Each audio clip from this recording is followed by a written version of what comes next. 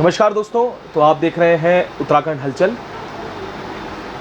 जैसा कि आप सबको मालूम है, पूरे देश भर में कोलकाता में जो घटना घटित हुई है उसको लेकर पूरे देश भर के जो डॉक्टर्स हैं, एसोसिएशंस हैं, उनमें आक्रोश है। उसको लेकर लगातार देश के अलग अलग हिस्सों से जो डॉक्टर्स हैं वो कार्य बहिष्कार कर रहे हैं और तमाम जो संगठन हैं वो भी सड़कों पर हैं। वहीं कोलकाता के बाद उत्तराखंड में एक ऐसा वाक्य निकल कर आता है जिसको सुनकर आपके भी होश उड़ जाएंगे। जितने लोग जुड़ेंगे इसे शेयर भी करिएगा। और उत्तराखंड के रुद्रपुर शहर की ये पूरा वाक्य निकल कर आता है। बस सवाल ये है कि आखिर ऐसा क्या हुआ कि ये वाक्य नहीं सामने आ पाया, या ये वाक्य लोगों तक उस रफ्तार से नहीं पहुंच पाया जैसे अन्य मामले सामने निकल कर आए। और पुलिस ने आरोपी को गिरफ्तार कर लिया है, पर आरोपी ने जो खुलासे किए हैं उसे सुनकर भी आप हैरान हो जाएंगे और उसे सुनकर भी आपको ये महसूस होगा कि आखिर किस तरीके की दरिंदगी और किस तरीके की सोच के साथ कुछ ऐसे लोग हैं, कुछ ऐसा समाज है जो आज भी क्या सोच रखता है। अपने आप में रुद्रपुर की जो घटना है वो दिल दहलाने वाली है। उसमें जो चीज़ें निकल कर आई हैं, उसमें जो पूरा प्रकरण निकल कर आया है, जब आप सुनेंगे तो आपको भी महसूस होगा कि किस तरीके से उत्तराखंड जैसे शहर में एक नर्स के एक बेटी के साथ क्या हुआ। मैं आपको बता दूं कि ये जो घटना है, ये घटना है 30 जुलाई की। 30 जुलाई को एक नर्स जो रुद्रपुर के एक अस्पताल में कार्यरत थी, वो अपने काम से शाम को अपने जो घर है, आपको मैं सबसे बड़ी बात इस घटनाक्रम में जो चीज़ें थी उसको आपको भी बताऊंगा और आपको भी समझाऊंगा। ये जो घटना थी ये यूपी, उत्तर प्रदेश और उत्तराखंड के बॉर्डर पर घटित हुई। जो नर्स थी वो शाम को अपनी ड्यूटी ख़त्म करके अपने घर बिलासपुर जाती है। वहीं पर जब वो अपने घर के आसपास या अपने घर जब जाती है तो एक व्यक्ति जिसका नाम धर्मेंद्र होता है, वो उसे अकेला पाकर, अकेला देखकर उसे झाड़ियों में खींच लेता है। उसके बाद उसके साथ वो दुष्कर्म करता है और दुष्कर्म करने के बाद उसी के स्कार्फ से उसी का गला घोट देता है। और यहीं वो व्यक्ति नहीं रुकता। उसके बाद उसकी पहचान ना हो सके, उस नर्स के चेहरे पर पत्थर से वार कर उसके पूरी चेहरे को चोटिल कर देता है कि ये जो चेहरा है किसी की पहचान में ना आ सके।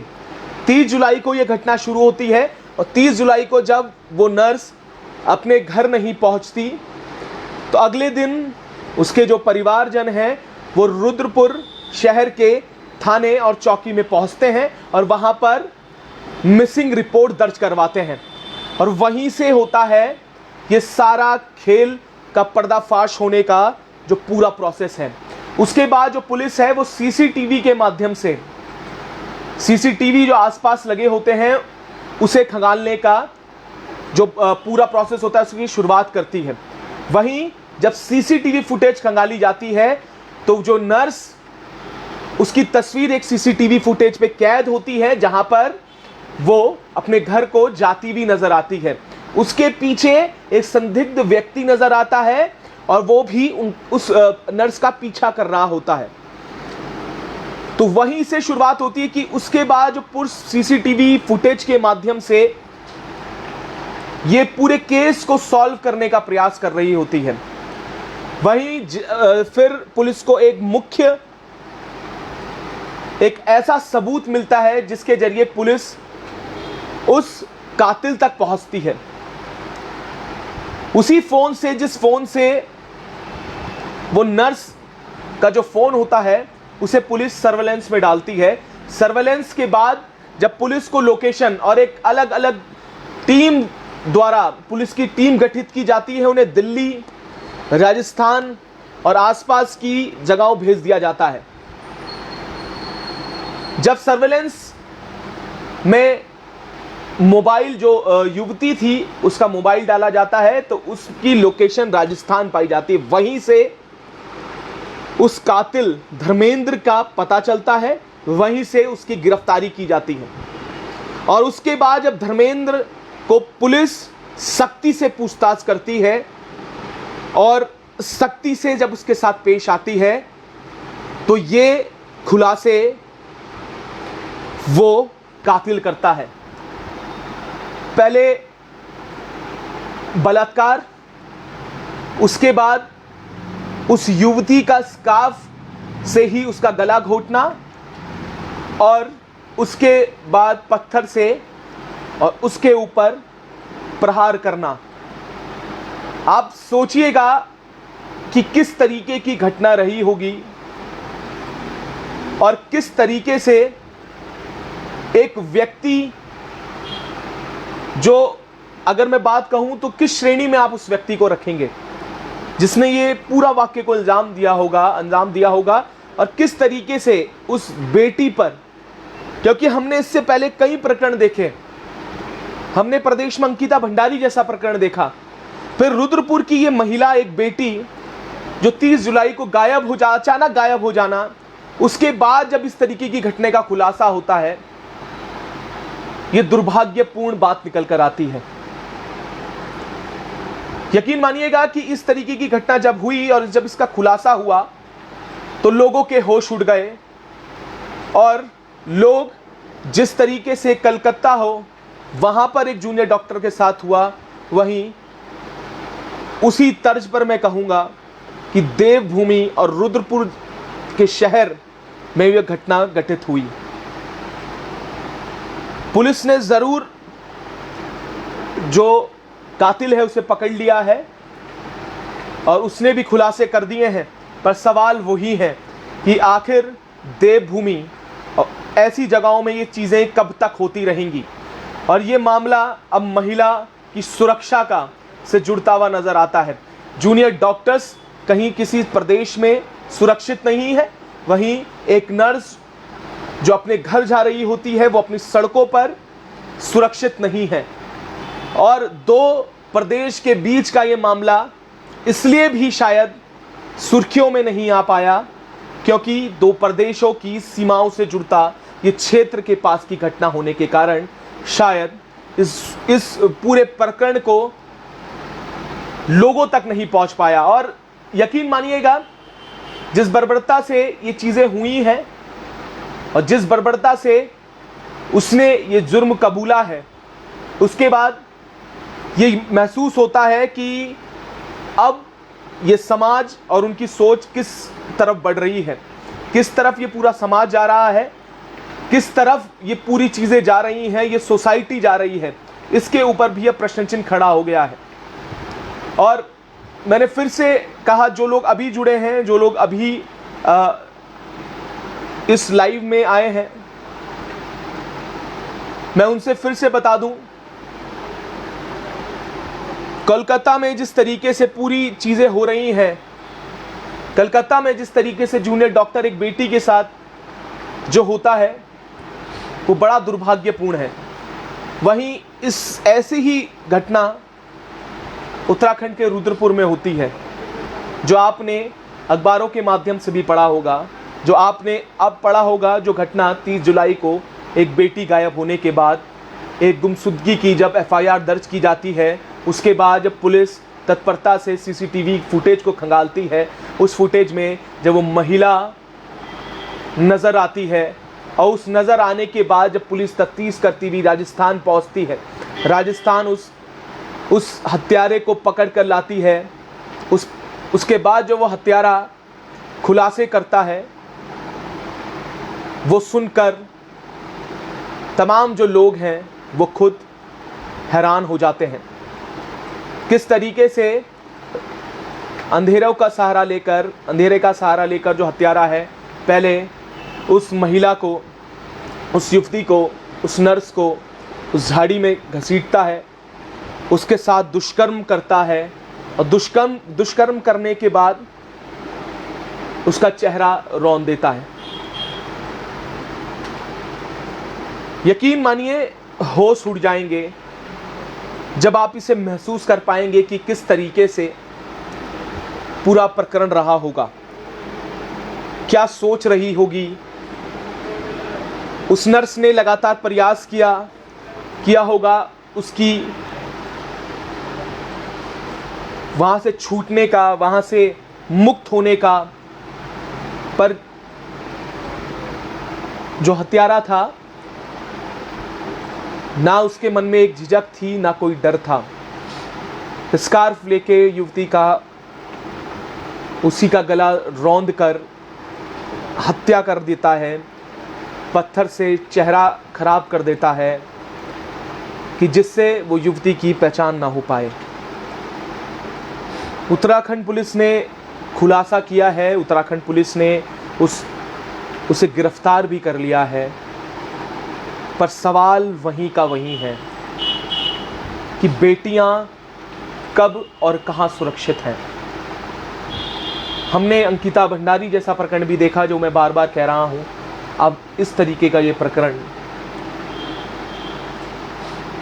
इस तरीके की बर्बरता, इस तरीके का दुर्भाग्यपूर्ण रवैया, यकीन मानिएगा जब खुलासा हुआ आप लोगों से इसलिए भी ज़रूरी था, कई लोगों के संदेश आए कि आखिर आप लोग क्यों नहीं बोले, आप लोगों ने क्यों नहीं रुद्रपुर हत्याकांड और रुद्रपुर में जो दुष्कर्म हुआ है, उसके बाद हत्या हुई है, उस पर क्यों नहीं बोले। यकीन मानिएगा जब ये खुलासा हुआ, पुलिस द्वारा बताया गया, पुलिस द्वारा जब ये सारी चीज़ें हुई और जो उसके बाद जो खुलासे किए गए, ये दिल दहलाने वाला एक पूरा मामला था। सुनकर ये महसूस हो रहा था कि आखिर किस तरीके से ये आप लोगों तक ये पूरा प्रकरण को लाया जाए। आप कोशिश की है कि ये पूरी तस्वीर आप समझ रहे होंगे कि उस नर्स के साथ वो रात कैसी रही होगी। वो अपने अस्पताल से जब निकली होगी तो उसने सोचा भी नहीं होगा कि उसके साथ आगे क्या होने वाला है। और तमाम वो लोग जो अपनी बेटियों को बाहर भेजते हैं और वो महिलाएं जो अपने आप में सशक्त हैं, जो कार्य करने अपने घरों से बाहर निकलती हैं, अपने घरों से बाहर जाती हैं इस विश्वास के साथ,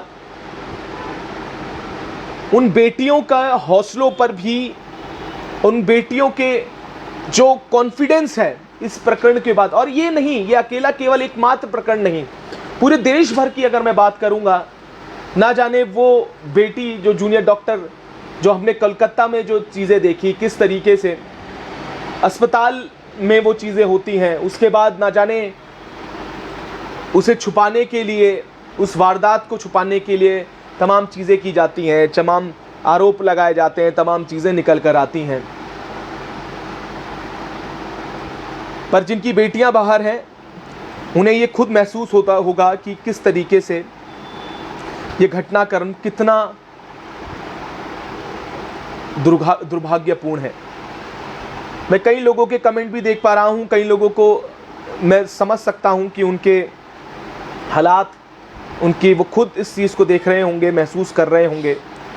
आप लोग इसे शेयर कीजिएगा, क्योंकि कई लोगों ने इसमें मुझे कहा कि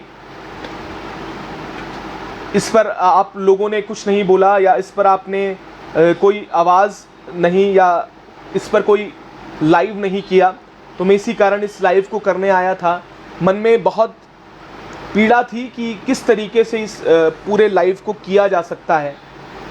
और ये घटनाक्रम को जब मैंने, एक क्रोध भी था, एक गुस्सा भी था, और एक एक दर्द भी था जो हमने महसूस भी किया है और हमने खुद समझा है कि किस तरीके से ये प्रकरण हो रहे हैं। अंतिम जाते जाते यही कहूँगा कि इसको इसलिए भी शेयर कीजिएगा क्योंकि जो आसपास के लोग हैं या आसपास की जो चीज़ें हैं वो कैसे बदल सकती हैं, वो माहौल कैसे बदल सकता है, उसको इस पूरे घटनाक्रम में आज दिखाया है और ये बता दिया है कि हैवानियत और जो इस तरीके की मानसिकता के जो लोग हैं वो किस हद तक गिर सकते हैं, किस हद तक जा सकते हैं। और उस परिवार को हिम्मत मिले, उस परिवार को जिसने अपनी बेटी को खो दिया है,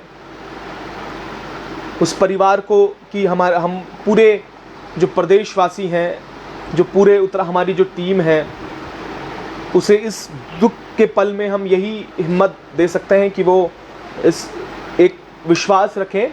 और पुलिस ने अपना कार्य किया है, पुलिस ने गिरफ्तारी की है, हत्यारे को पकड़ा है। उसके बाद न्याय का रास्ता है, न्याय के रास्ते से जाकर कठोर से कठोर ऐसी सज़ा मिलनी चाहिए या एक ऐसा चीज़ें सेटअप होनी चाहिए जिससे ये वाकया शायद लोग सोचकर ऐसी सज़ा हो जाए कि लोग इसे सोचे भी ना, अपने मन में इनके इस जैसे कृत्य करने की सोच भी ना पैदा हो सके। अब देखना है कि रुद्रपुर और ये पूरा वाकया को आप लोग कैसे देखते हैं। आप भी ज़रूर कमेंट कीजिएगा, बताइएगा, शेयर कीजिएगा। इसलिए भी कि ये घटना सच में हृदय विदारक है, कि सच में ये घटना उस हर एक परिवार के लिए, एक परिजन के लिए रोंगटे खड़े करने वाली हैं। कई परिजनों के हमारे पास फ़ोन आए, उन्होंने बड़े दुख के साथ ये बात भी कही और बड़े दुख के साथ ये चीज़ें जब आती हैं, जब ये चीज़ें निकल कर आती हैं तो एक दुख भी होता है। तो आप लोगों से मैं यही बात कहूँगा कि इसे शेयर करके शायद एक संदेश ये पता चल सके कि ऐसी घटनाएं भी आपके आसपास हो रही हैं, ऐसी घटनाएं भी हो रही हैं जिसके लिए हमें भी सशक्त होना पड़ेगा, हमें भी आवाज़ उठानी पड़ेगी। जो अपने आसपास की चीज़ें हैं उसमें देखना होगा कि किस तरीके से ये चीज़ों का हम बदल सकते हैं या बदलाव कर सकते हैं। और इतने ही मैं कहूँगा कि ये अपने आप में बहुत पीड़ा दे रहा है और ये पूरा प्रकरण अपने आप में बड़ा दुखद है। रुद्रपुर ने और इस घटना ने पूरे एक समाज को, पूरी सोसाइटी को शर्मसार किया है और इस घटना ने हर एक व्यक्ति, हर एक बेटी के मन में सवाल खड़े कर दिए हैं कि आखिर बेटियां कितनी सुरक्षित हैं। मैं ज़्यादा ना कहकर इस लाइव से को ख़त्म करता हूं, विदा लेता हूं और इसे शेयर कीजिएगा, इस संदेश को पहुंचाइएगा। आसपास जो चीज़ें हो रही हैं उन्हें भी समझने का प्रयास कीजिएगा। और लगातार ये बात होती हैं कि अपनी ही जो चीज़ें हैं उसे हम कैसे बदल सकते हैं, अपने आसपास के लोगों के कैसे बदल सकते हैं। तो उसके लिए ये मैसेज, ये पूरा प्रकरण मैंने आपको बताया रुद्रपुर में किस तरीके से हैवानियत और एक ऐसे दरिंदगी निकल कर आई है, कैसे व्यक्ति की पूरी जो खुलासा हुआ है वो निकल कर आया है। तो तब तक के लिए आप ऐसे ही जुड़े रहिएगा और आगे क्या होगा वो भी हम आपको अपडेट करेंगे। तब तक के लिए जुड़े रहिएगा और देखते रहिएगा उत्तराखंड हलचल।